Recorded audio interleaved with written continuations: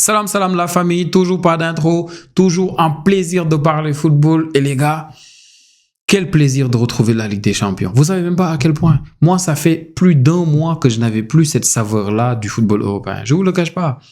Après la CAN, j'étais matrixé. Moi, je regardais que les matchs de la CAN. Après, bon, on l'a gagné, c'était la célébration, tout ça. Mais là, samedi, on me dit, ouais, demain, si le Barça gagne, vous devancez le Real d'1 point. J'ai dit, mais comment c'est possible? Moi, quand je partais au Maroc pour la CAN, on avait 3 ou 4 points de plus. Qu'est-ce qui a changé? En fait, nous, pendant que on regardait la CAN, le Barça, il se cachait, il jouait, il perdait. J'ai rien compris. Mais heureusement que je retrouve le football européen en cette soirée magique-là. On a fait un live tout à l'heure sur YouTube avant le match. On l'a fait aussi sur TikTok. C'était juste incroyable. Je vous promettais qu'il allait y avoir des surprises. Regardez ce qu'on a vécu. Au début de la journée, le Real, ils étaient 3e. 3e. Là, ils sont 9e. Et les matchs, ils s'influencent. C'est pour ça que c'est drôle.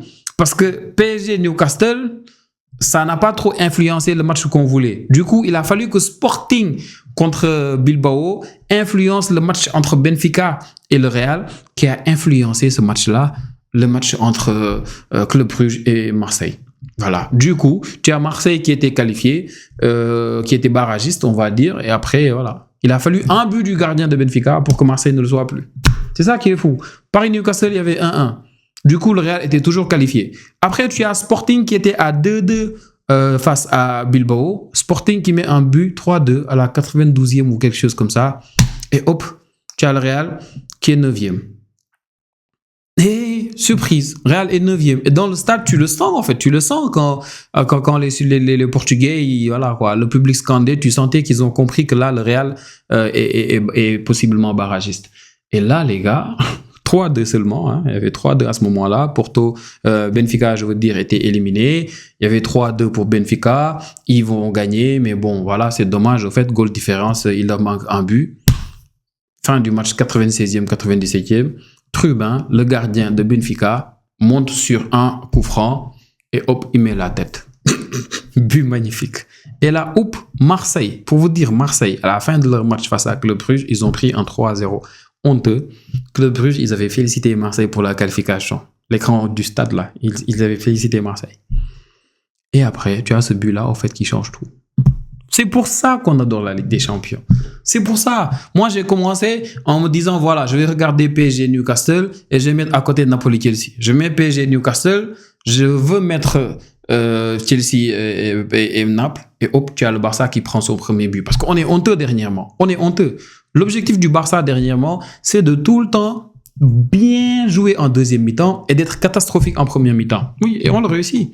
Ça fait des matchs qu'on enchaîne et c'est comme ça. Et pour vous dire sans Pedri, ça promet. Et sans Pedri aujourd'hui encore, on a montré qu'on servait à rien. Catastrophique au milieu. Et les gars, défensivement, on a un problème sérieux au Barça défensivement. On a un problème sérieux. Mais c'est des choses dont on parlera plus tard. On va régler nos problèmes entre nous en famille. Tranquille, il n'y a pas de souci. Mais les gars, PSG Newcastle. Déjà, il y a ce penalty-là qui a été sifflé, qui a été raté encore une fois par Dembélé. En fait, Dembélé, si ce n'est pas tiré les pénaux, il n'a qu'à les donner. Moi, je ne comprends pas. Je pense que c'est le deuxième pénal que je vois Dembélé rater ces derniers mois-là. En fait, je ne me rappelle plus du match, mais il avait raté un autre pénal récemment. Et là, c'était un pénal de Millet que j'aime bien. Je l'ai même sur Fantasy Premier League. Bon, il y a une faute après cette action-là de Barcola. Ça touche le pied d'un défenseur. Peut-être c'est Malick Thiaw. Après, ça touche un peu la main collée de Barcola. Après, ça touche la main décollée de Millet. Et bon, je comprends un peu que l'arbitre de la VAR l'appelle. Il y avait Penaud, Dembélé, côté droit, Nick Pope est allé la chercher. Il est vraiment allé la chercher. Après, tu as ce but magnifique de Vitinha. En fait, la sortie de balle sur ce but-là, c'était juste incroyable. Vitinha, comment il est venu, comment il a aidé Hakimi à bien sortir la balle. Quand Hakimi s'est remis à l'intérieur, comment lui, il est sorti pour le remplacer. Quand il a vu la projection, comment il s'est mis dans la course et après... Il y a ce petit dribble-là, but magnifique, au fait. Et il est incroyable, au fait, Vitinha. Il est juste fou. Après, bon, tu as cette blessure-là, je pense, de Vara qui était blessé. Bref, moi, là-bas, je voulais regarder de l'autre côté Chelsea-Naples. Mais il y a le Barça qui prend un but. Après, j'ai mis Copenhague-Barça. Première mi-temps, honteuse du Barça. Honteuse. Et de l'autre côté, tu as Mbappé qui te met un but. Tu te dis, le Real, ils vont dérouler. Mais, les gars, c'était devenu une folie. Liverpool... Ils ont bousillé Karabakh 6-0. Maintenant, nous, le Barça, notre problème, c'est ça, en fait. Imaginez, Liverpool, ils mettent 6 buts aujourd'hui. Mais sur toute la compète, Liverpool, ils mettent combien de buts? 20 buts. Nous, on a mis le Barça 22 buts. C'est-à-dire, il n'y a que le Bayern et Arsenal. Arsenal qui n'a perdu aucun match. C'est 8 matchs-là, 8 matchs, 8 victoires. Il n'y a que eux. Il n'y a que ces deux équipes-là qui mettent autant ou plus de buts que moi. Bayern, 22 buts. Arsenal, 23 buts. Mais le Barça, côté goal différence, on est à l'ouest. Pourquoi? Parce qu'on prend trop de buts. On a encaissé encore aujourd'hui un but. Au final, on a pris sur les 8 matchs-là 14 buts. Pour vous donner une idée, sur le top 8, il n'y a que nous pour prendre 14 buts. On va aller plus loin. Le top 10, que nous encore. Le top 11, que nous encore. 12, que nous. 14. Et là, tu vois Atlético Madrid qui prend 15 buts. Mais sinon, sur les 13 premières équipes, il n'y a aucune équipe qui prend autant de buts. Donc la défense, c'est le problème au Barça. C'est notre plus gros problème, notre plus gros chantier, comme la saison dernière, encore une fois. Et là, on se permet de faire des premières périodes honteuses pour venir en deuxième période. Bon, même si c'était une première période, ok, honteuse, certes, mais Lewandowski qui rate des choses, laisse tomber. Il dit après le match, il n'a pas encore retrouvé le rythme. Il le retrouvera quand.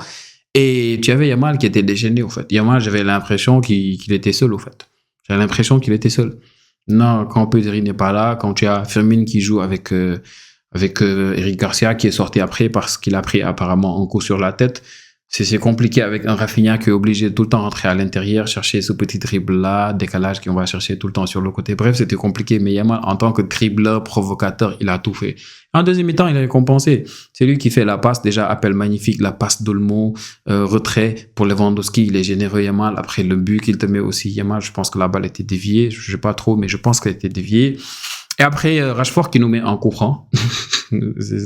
C'est juste faux. Bref, le péno aussi qui a été marqué par Rafinha. 4-1 finalement. Bon, ils ont eu un but qu'on a annulé, mais c'est juste honteux au fait de la part du Barça pour moi. On doit faire mieux. Il n'y avait pas que ça comme match, il y avait beaucoup de matchs importants, mais on va faire un petit bref, parce que Arsenal, Bayern, Liverpool, Tottenham, Barcelone, Chelsea, Sporting, City, Sporting, top 8. Il n'y a aucun monde où je voyais Sporting dans le top 8. Amorim, double problème.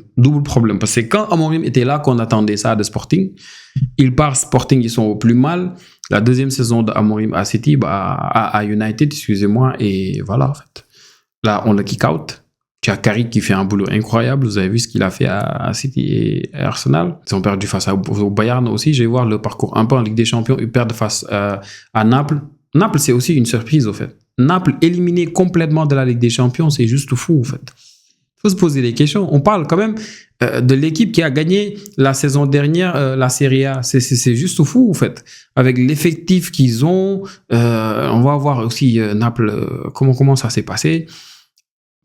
2 victoires seulement, les gars, face au Sporting, face à Karabakh. Sinon, ça perd face à Chelsea aujourd'hui.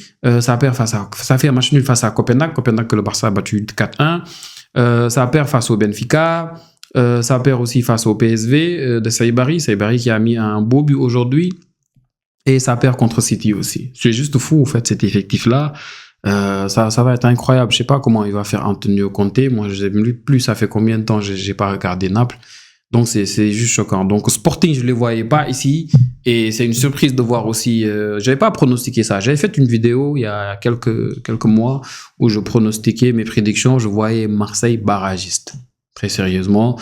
Je ne voyais pas Tottenham 4e. Je ne sais pas comment ils ont fait. Personnellement, je ne peux pas vous expliquer. Après, tu as le Real, tu as l'Inter, tu as le PSG, tu as Newcastle, Juventus, Atlético de Madrid, Dortmund, Monaco. Voilà, tout ça, c'est les barragistes, au fait. Et maintenant, ce que je déteste le plus, c'est les tirages à venir là. Je sais pas pourquoi il faut des tirages pour déterminer qui va s'affronter. Je sais pas pourquoi. Moi, j'avais horreur des tirages la saison dernière. Heureusement, là, pour cette édition, on a moins de tirages. Parce que la saison dernière aussi, il fallait faire des tirages pour voir qui va accueillir pour le match de retour. Là, au moins, c'est déjà réglé. Quand tu es dans le top 8, pour les huitièmes de finale, qu'importe les affiches, tu accueilles chez toi pour le match retour. Quand tu es dans le top 4, jusqu'en quart de finale, quand tu es dans le top 4, c'est-à-dire là, Liverpool, Tottenham, Bayern, Arsenal, jusqu'en quart de finale, tout le top 4, le match retour, ils vont recevoir chez eux, tant qu'ils gagnent. Maintenant, pour Arsenal et Bayern, puisque c'est eux, le top 2, jusqu'en demi-finale, ils vont recevoir chez eux le match retour. Ça change de la saison dernière. La saison dernière, le Barça, on est dans le top 2 et demi-finale contre l'Inter. on joue à l'extérieur le match retour. Donc ça change un peu. Maintenant, ce qui est bien, c'est que là, par exemple, Tottenham, ils doivent se méfier. Parce que si tu bats, toi qui es barragiste, regardez les équipes barragistes. Si toi, tu es barragiste, tu bats Tottenham, par exemple, tu récupères l'avantage de Tottenham jusqu'en quart de finale. Si tu es barragiste, tu bats Arsenal et Bayern, tu récupères l'avantage. Voilà, donc là, il faut des tirages pour voir qui va affronter qui. C'est pas direct. J'aurais bien aimé que ce soit facile. Genre, Real, ils sont 9e. Ils viennent de jouer face à Benfica. Benfica, ils sont 24e. Donc, le 9e affronte le 24e, le 10e, le 23e, le 11e, le 22e, ainsi de suite, jusqu'à ce qu'on se retrouve quelque part. Comme ça, ces équipes-là, c'est réglé. On sort les 8. Ça rejoint les autres 8, ça fait 16, on fait nos 8e. Mais c'est pas aussi simple, j'imagine qu'ils veulent pas de calcul. Qu'importe, on va faire les tirages pour déterminer, on va voir ce que ça va donner. Mais c'était un plaisir de retrouver ce match-là. C'était difficile d'être focus sur un seul match. J'étais sur pas mal de matchs en même temps. Mais dites-moi ce que vous avez pensé de la journée, les gars. Qu'est-ce que vous avez pensé du match de Naples, Chelsea, ceux qui l'ont regardé entièrement. Barça, Copenhague, ceux qui l'ont regardé entièrement. PSG, Newcastle, pareil. Tous les matchs, ceux qui l'ont regardé entièrement. Dites-moi ce que vous en avez pensé. Et surtout, qu'est-ce que vous pensez de ce nouveau format-là? C'est la 2e saison et j'ai l'impression que c'était incroyable, les 8 matchs-là. Vous me donnerez votre avis. Demain, on fait une autre vidéo, Inch'Allah, les gars. Prenez tous bien soin de vous. Ciao, ciao.